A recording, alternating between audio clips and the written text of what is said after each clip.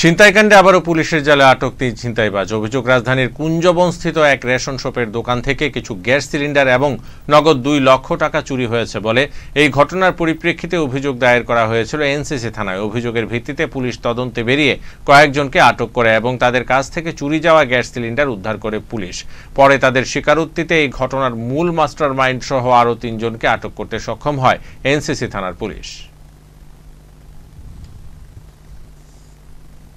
কুঞ্জবন দীপক সাহা নামে ওনার এক ration shop থেকে উনি কমপ্লেন করেছেন যে কিছু টাকা চুরি গিয়েছিল, প্রায় 2 লক্ষ 2.5 লক্ষ টাকা চুরি গিয়েছিল এবং ওনার রেশন শপ এবং বাড়ি থেকে 3টা সিলিন্ডার চুরি গিয়েছিল।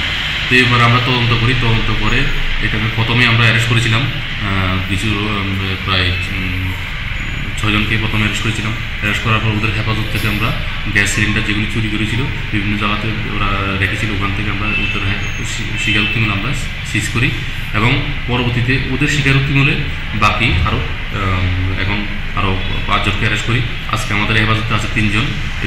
ওরা পুলিশ রিমান্ডে ছিল এবং ওরা পরবর্তীতে পুরা এই যে এই গ্যাংটাকে আমরা মানে প্যাক করে ওদের স্বীকারোক্তিমূলে সব কিছুই আমরা উদ্ধার করতে পারি।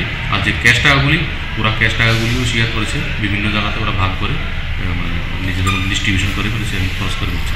তো এই যে কেসটা পুরোটাই আমরা একটু ব্রেকডাউন করে ফেলেছি। মানে কতজন তারা টোটাল অ্যারেস্ট করা হয়েছে? টোটাল এই কেসে আমাদের টোটাল 11 জন অ্যারেস্ট হয়েছে। কতদিন আগে এটা মানে কেস হয়েছিল আর কতদিন পরে এটা এটা